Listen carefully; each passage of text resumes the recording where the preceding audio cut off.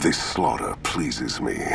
No act is more sacred than consecrating a site in the blood of one's enemies. The rest of the dam is fully under our control. A few pitiful holdouts remain, but their time is short. The general was the last source of concern. With their commander dead, the NCR will pull out of this region, allowing our conquest to continue westward unopposed for a time. The Legion will swell with the number of slaves we will claim from this place, and the tribute we gather will fund further campaigns. Perhaps in time I will be granted the honor of conquering the land known as California. But for now we rest. Know that your efforts are appreciated and will not go unrewarded, but we can speak of that later. For now, come. We must see to the burning of the dead. And so the courier who had cheated death in the cemetery outside Good Springs cheated death once again, and the Mojave wasteland was forever changed. Caesar entered the Strip as though it was his triumph. The Legion pushed the NCR out of New Vegas entirely, driving them back to the Mojave outpost.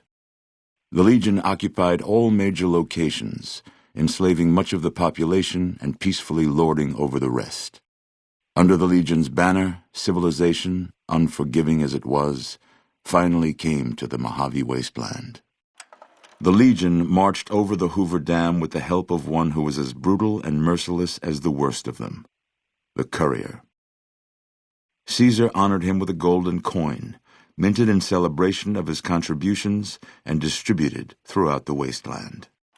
Though some super mutants in Nightkin continued to journey to the legendary Utopia, they found little trace of its existence. Some eventually found their way to Jacobstown, but many wandered off into the wastes, confused and disheartened. Convinced that his time as a gunslinger was past, Raoul made peace with the idea of growing old. After traveling with the courier for a time, he retired and settled down in Outer Vegas, where he would spend his days fixing ancient machinery. The Boomers defended themselves against many attacks from the Legion, but they eventually fell to the Legion's superior numbers.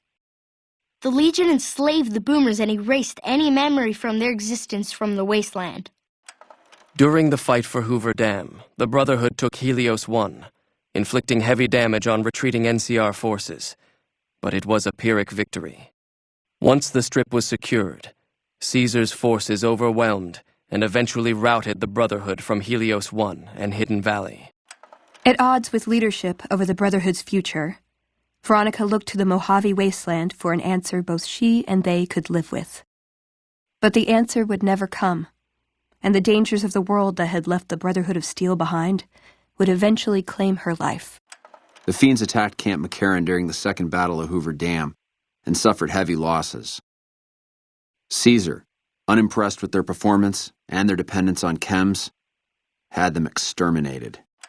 After the Legion's victory, Caesar, out of a strange respect for his old fellows, allowed the followers safe passage out of the wasteland. Reluctantly, the followers accepted the offer and abandoned Old Mormon Fort to the Legion.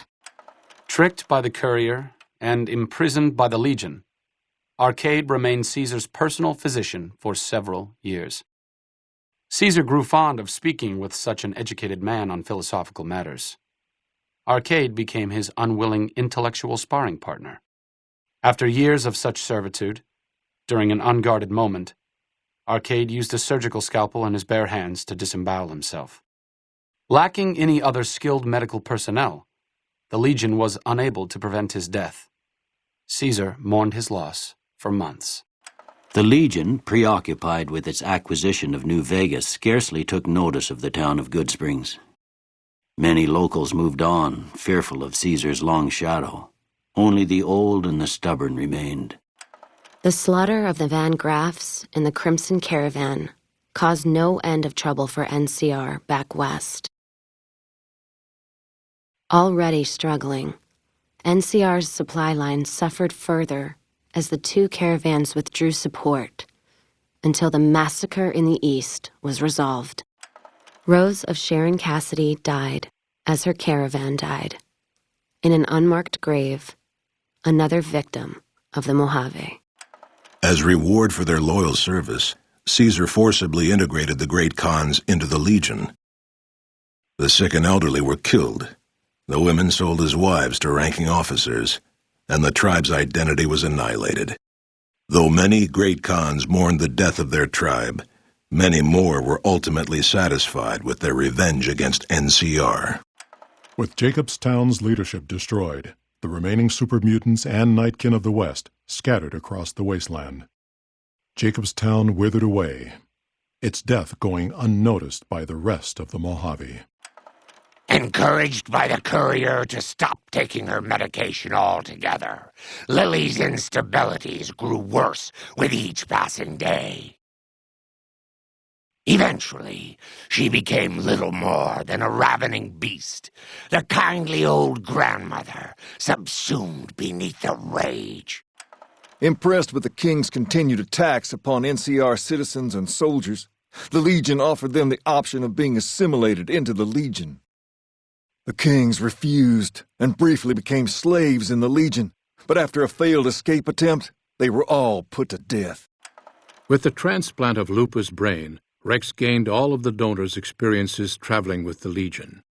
These melded well with his own memories of the Legion, and his new mind quickly adjusted to the myriad memories. The Misfits' laziness caught up with them when the Legion attacked Camp Golf. Those who weren't killed in the attack attempted to flee, but were caught at Mojave Outpost, court-martialed, and hanged from the Ranger Monument. Though Novak was a low-priority target for the Legion, many of Novak's citizens died in its defense. With no other communities coming to its defense, Novak would eventually fall to the Legion's persistent attacks. Tired of waiting for the world to be done with him, Boone ventured into the wastes to make his own way out. Most powder gangers at the correctional facility fled into the wasteland rather than face the advancing forces of the Legion. Those brave or foolish to remain were killed or crucified by the merciless legionaries. After the majority of the Vault 19 powder gangers joined the Great Khans, the weaker members scattered throughout the Mojave wasteland. Though a few managed to erase their past, most never survived the journey. Despite NCR's pledge to support Prim, they abandoned the town after their loss to Caesar. Though Caesar keeps Prim open for business, its citizens live under the constant watch of Legion soldiers.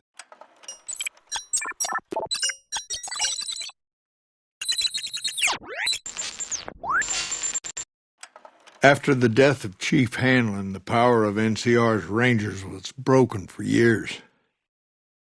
Their organization, so reliant on the wisdom and guidance of its elder members, became a shadow of what it once was to people across the wasteland. Merciless in their assault on the NCR, the remnants struck fear into the hearts of even the centurions at Hoover Dam. Well aware of the full extent of their power, Caesar commanded his troops to not pursue them. And so the courier's road came to an end, for now. In the new world of the Mojave Wasteland, fighting continued, blood was spilled, and many lived and died just as they had in the old world. Because war never changes.